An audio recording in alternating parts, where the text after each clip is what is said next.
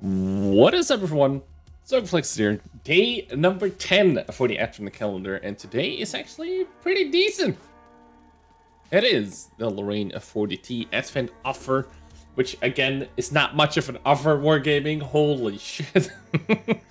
Anyway, Advent calendar. It's the same across all servers, as you can see, Asia and NA. And they kind of fucked up one thing though, so let's just talk about that really quickly. They have the this meme again with 15% off, but you know it's not actually 15% off because missions and shit. And you know it comes with a whole lot of crap. It's about 55 euros or something like that. And the problem is, and the problem arises, this is a really weird thing. It also happens here. Crew on 100% on major qualifications. As far as I know, this is just a regular old, normal 100% trained crew without brothers in arms. So it's not zero crew skill crew. Now, I don't know about you, but if you buy a premium tank, and this is the same, this is extra hilarious. The standard one, comes with the camouflages. Okay, sure, that's whatever to me, you know, looks cool. I wish I could put this camo on other French tanks, but hey, that's whatever. Also comes with 100% crew and major qualifications. Now, that's free crew is 600 gold. Not the biggest deal, but my problem is, why is it there? why is it there? You have a premium tank. I can put any medium French crew in there. Any. And that's what people buy it for, right? If you already have a budget. Budget AP at tier 9 or the budget at tier 10. Hell, you could even sort of do the crew of the AMX 30, but we'll get into that in a second because the crews don't really match too much. This is just adding 600 gold for no reason. Like, if we wanted to train this crew, we could just buy it in the garage. And if we want to use this crew in any other tank, we have to retrain it because we're gonna put it in something that's not a premium tank. So why is it here? We're just gonna add 600 gold for no reason. And again, the 600 gold is maybe not much, but it would actually be like a couple of euros off the price, right? So I don't know what Wargaming is thinking there. It's a small mistake, I guess, but a mistake nonetheless, and I like pointing out the mistakes. Anyway, the Lorraine 40T, how good is it? It is actually pretty good. I personally haven't played too much in it, I'm gonna be honest here. But the games I did play in it were pretty enjoyable. Obviously, it is the Lorraine 40T at tier 8, not at tier 9, as some of you might have still known. It used to be the tier 9, and it came back as the tier 8. So it has 300 damage autoloader. If I quickly take a peek here, it is 4 shells in a magazine. You need 36 seconds to reload, and then 300 damage per shot, which means 1200 damage. Per clip, and 1200 damage at tier 8 is pretty good because you can clip a lot of tier 7s, and if they're slightly wounded you can also clip some tier 8. And let me just double check, the inter clip is 2.5, which is pretty long.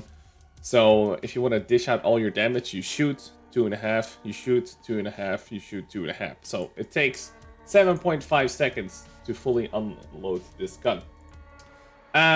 So obviously, it's going to be fast, it's going to be mobile, but no armor, so we have absolutely no armor. 60 top speed though, with pretty damn decent power to weight. This is, by the way, with all the shebang, except for snapshot and smooth right, it is with vents, it is with optics, and it is with first steps. It has 380 fuel range, which is more than enough to get to full fuel range above 445, because it's an autoloader and we don't have a gunner hammer, so you're always going to have the vents. So that's nice, so you don't have to run food to get full fuel range, which is nice in a premium tank. The base pen is 232, which is excellent. That means you're not going to struggle penning an ice stream for once in your life as a tier 8. And 263 as a PCR pen.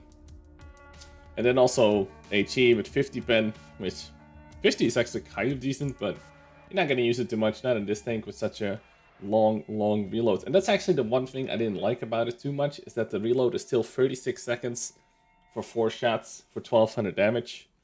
But you know, you're facing off against other tier 8 mediums, and this one can actually dish it out, right? If you take one hit to 1200 in return and repeat that process, you're going to be having a pretty good time. So I think the tank itself is actually fairly decent. And if you like your autoloaders and you don't mind such a long reload, like for me personally, I would have loved to see a 3-shot clip with like less reload. That would have made it more fun for me personally, but that's just a personal thing. That doesn't mean that it's bad or anything. Obviously, absolutely no armor. It's also pretty damn big and long. With 30 side armor is absolutely nothing. 25 in the back. So at tier 8, you're gonna have to be really careful against HE shells already, because 30 in the side of the hull with such a large hull is gonna be ridiculous. If people, you know, catch on to this, and a lot of tanks will be able to pen 30 with HE pretty damn easily. So you have to be careful with this tank. However, it does also have -8 gun depression, which is very nice. So overall, pretty nice tank. How good is the crew training? It is excellent as long as you stick to these tanks. The Batchet AP and the Batchet 25T have the exact same crew layout, and that is important because the AMX 30 layout is completely different.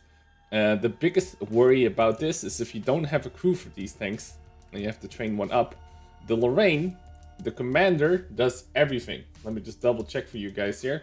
So the commander is the radio guy, and it's the commander, of course, and it's also the loader. Now, being the loader doesn't really matter outside of if you get, you know, if you get shot and the commander dies, your reload goes down, which is annoying, of course.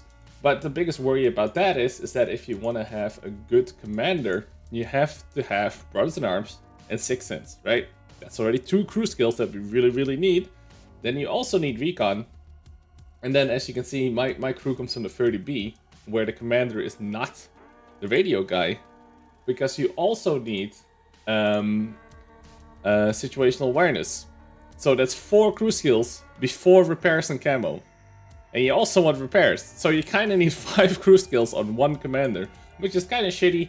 But I mean, there is going to be people out there that really like the Batchet AP and really like the tier 10 Batchet, and you know, those tanks are really fun, and you know, probably one of the more fun tanks in tier 9 at that, and tier 10. I think the Batchet at tier 10 is awesome. So unless you have a really freaking good crew, which already has a nicely trained crew, because, you know, you grind it through the tier 9, you grind it through the tier 10, it is fairly likely that your commander has enough crew skills to make the Lorraine work. Now, some people will say, well, you don't really need Brothers in Arms.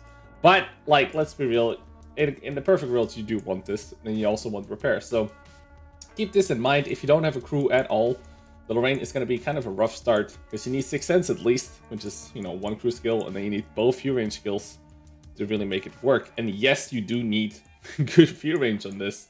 As you can see, though, I still have 446, and that is without situational awareness.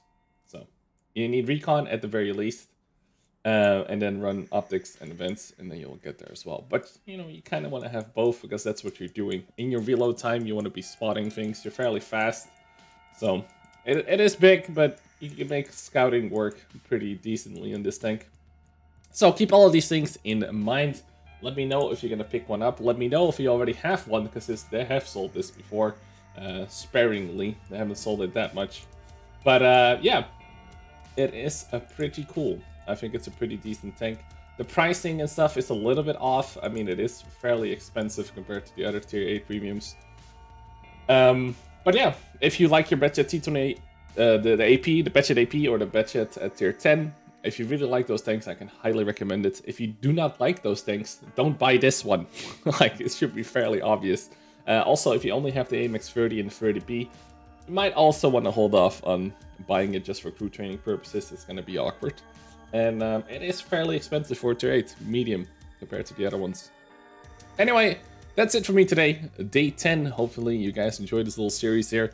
Don't forget to subscribe if you haven't already. I'll be back tomorrow with day 11. And yeah, check out some of my more recent uploads. I uploaded a game yesterday in the Challenger as well. Maybe check that one out. But yeah, that's it for me today. Thanks a lot for tuning in. Peace out, everyone.